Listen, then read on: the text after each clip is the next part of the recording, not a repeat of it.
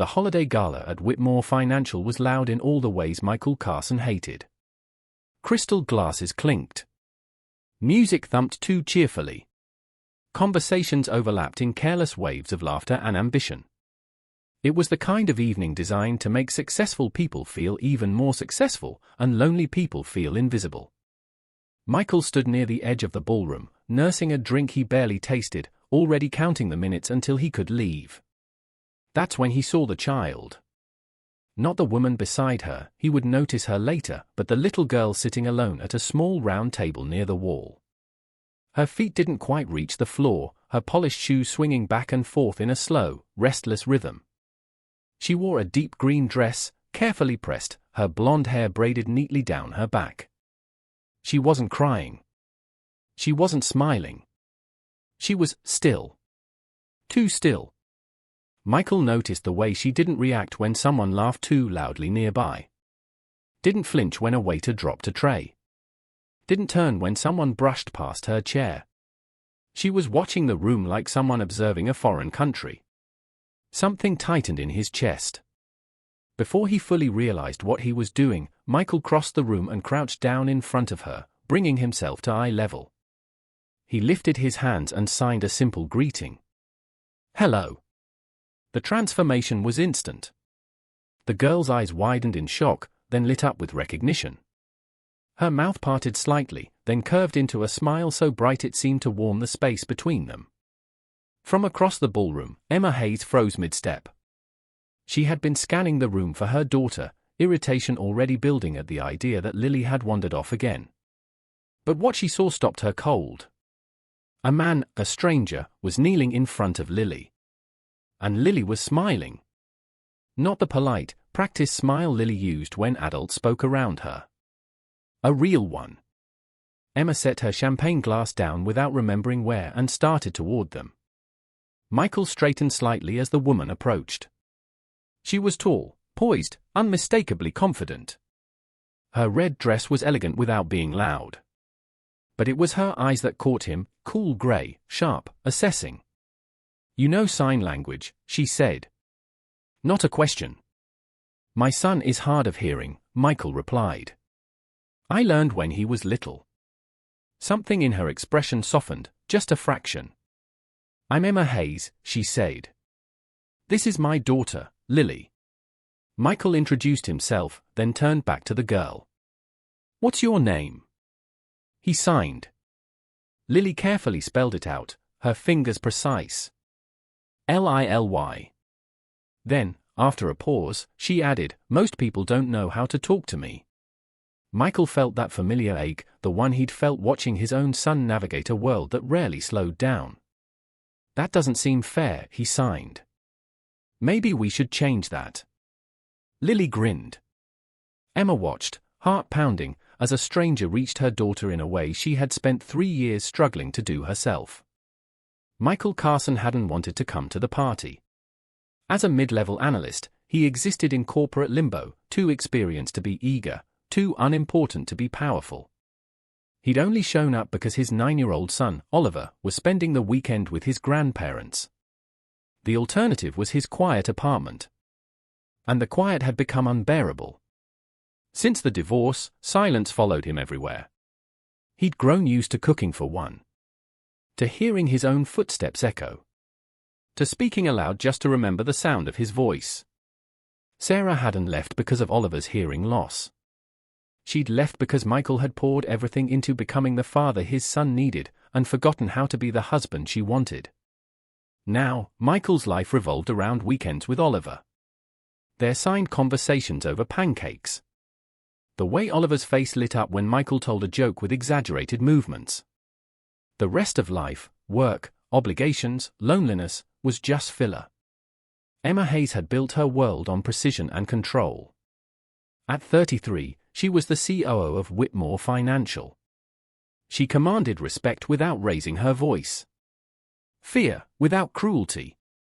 Her calendar was a battlefield of meetings and deadlines. Her apartment was immaculate. Her reputation flawless. Her heart, carefully guarded.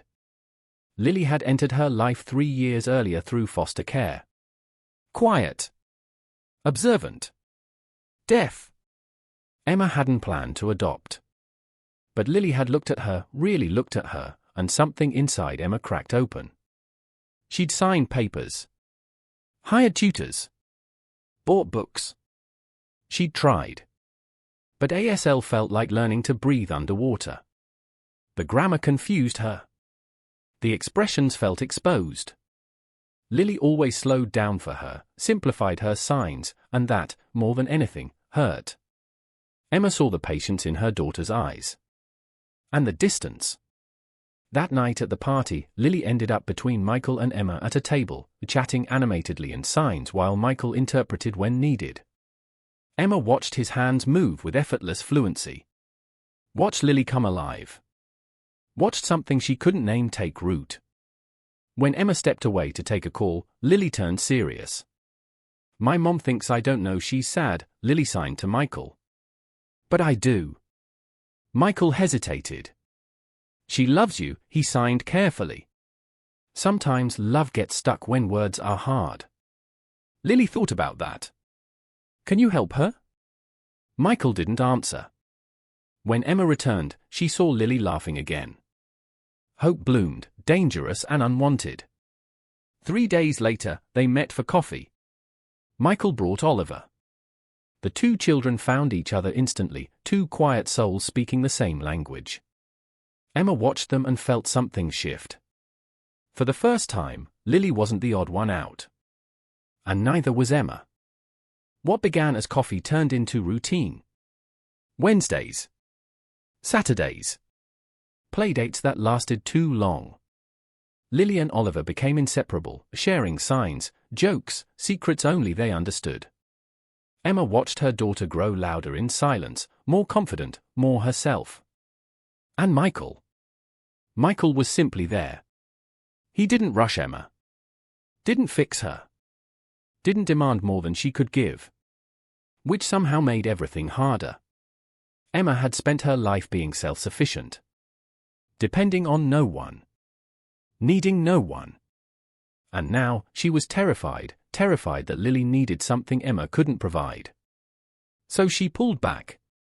Cancelled plans. Stayed late at work. Built walls again. Michael noticed. You're scared, he said gently one afternoon. Yes, she admitted.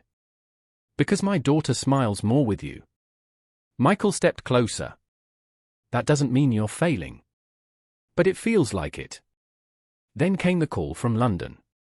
A crisis. A flight. No time. For the first time, Emma hesitated. And then, she called Michael. Lily stayed the weekend. And thrived. When Emma returned, she found laughter in Michael's apartment. Mess. Warmth. Family. She cried that night, not from fear but from relief. They didn't rush love. They let it grow. Slow. Patient. Real. By the next Christmas, Lily no longer sat alone. She stood proudly beside Oliver, signing freely, laughing openly. Emma watched her and realized something important. Love didn't replace. It expanded. That summer, they moved into a house together. Boxes everywhere. Pizza on paper plates. Children arguing over closet space. Emma laughed, really laughed. Later, standing at the window, Michael wrapped his arms around her. Any regrets? He asked. She thought of who she used to be. And who she had become. No, she said. None.